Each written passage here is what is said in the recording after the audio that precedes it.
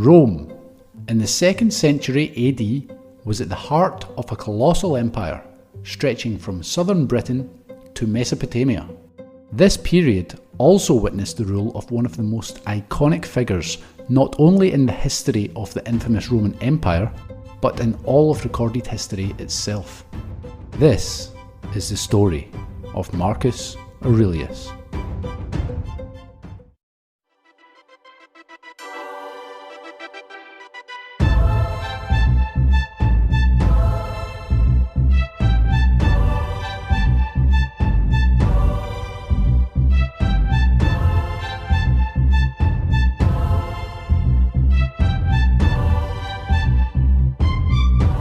Marcus Annius Verus, who would later become known as Marcus Aurelius, was born in AD 121 into a distinguished Roman family.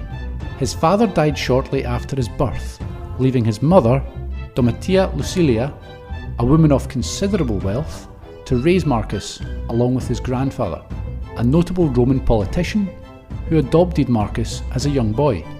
In his teens, Marcus was adopted by his uncle, the Roman Emperor Antonius Pius, who reigned from AD 138 to 161, with his name changing to Marcus Aelius Aurelius Verus.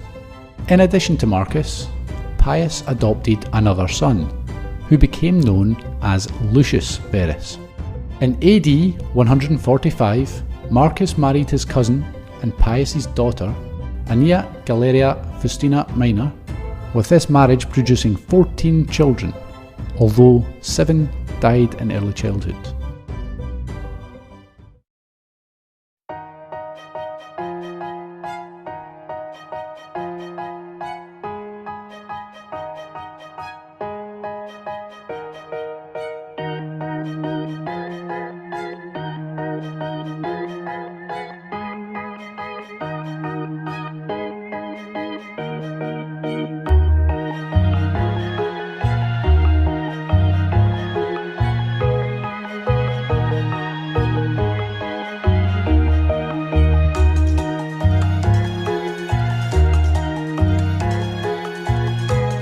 In AD 161, Emperor Pius died. This ushered in the first reign of co-emperors in the history of the Roman Empire, as Pius's 2 adopted sons, Marcus and Lucius, succeeded him. One of the first major challenges facing the new emperors was a threat from the east. In AD 161, under King Vologases IV, armies of the Parthian Empire triumphed over a Roman garrison in Commagene, and began to move into Syria itself. Marcus responded by dispatching a massive army to Syria, which was led by a number of high-ranking generals in addition to Lucius. This started the Roman-Parthian War, which lasted 5 years, and resulted in the Roman army managing to push the Parthian forces back into modern-day Iran. After stabilising the region, the Roman forces began to withdraw back to Rome in AD 166. Unknowingly, however, the Roman legions may have been the source of bringing back a devastating yet invisible challenge to the Roman Empire, as it is likely that the source of the Antonine Plague came from the Roman soldiers contracting the virus during their campaigns in the east. One line of argument suggests that as Roman soldiers returned to their posts across the empire, the disease spread rapidly through the population. The precise death rate from the Antonine Plague is largely unknown. Estimates range widely, with some scholars arguing that approximately 10% or 6 to 7 million people of the empire's population contracted the disease, with perhaps around 1 million people dying from it. Although the definitive nature of the disease is unknown, it has been speculated that it may have been smallpox. The medicine of the day had no cure for the mysterious sickness, with many powerful and wealthy men in Rome amongst the victims. Some even suggest that the co-emperor Lucius was a victim of the plague, although others argue that he died from a stroke.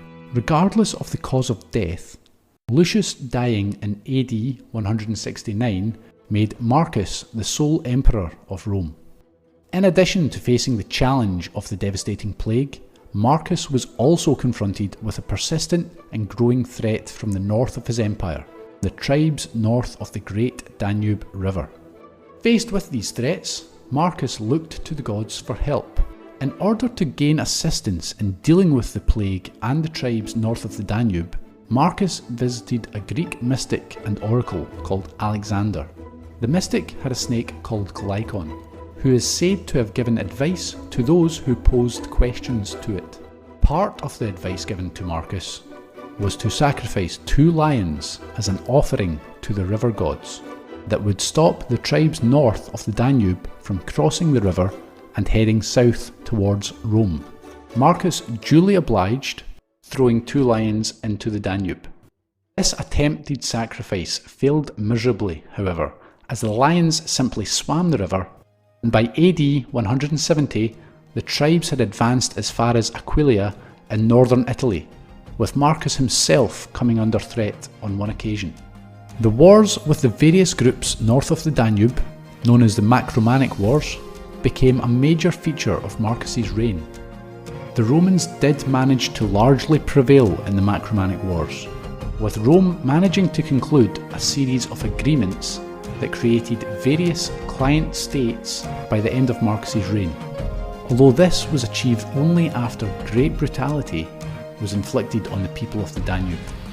The column of Marcus Aurelius, which still stands in Rome today, depicts and celebrates the brutal reality of the war overseen by the emperor, bringing into question the one-dimensional notion of Marcus being a calm, rational, almost gentle philosopher ruler.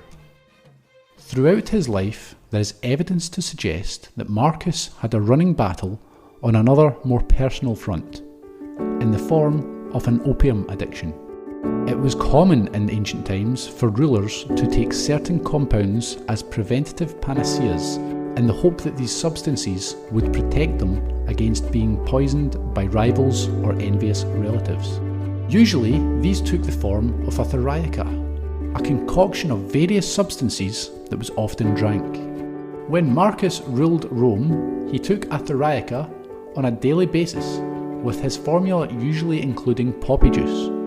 Galen, who served as Marcus's physician for a period, described how Marcus was unable to sleep at night if poppy juice was not added to his theriaca.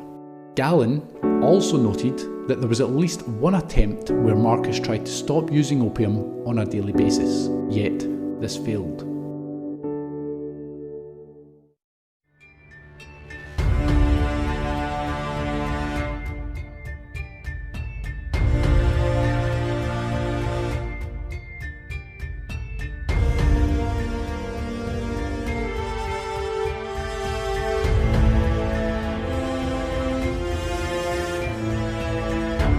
On the 17th of March, 180 AD, Marcus died, potentially of an infectious disease.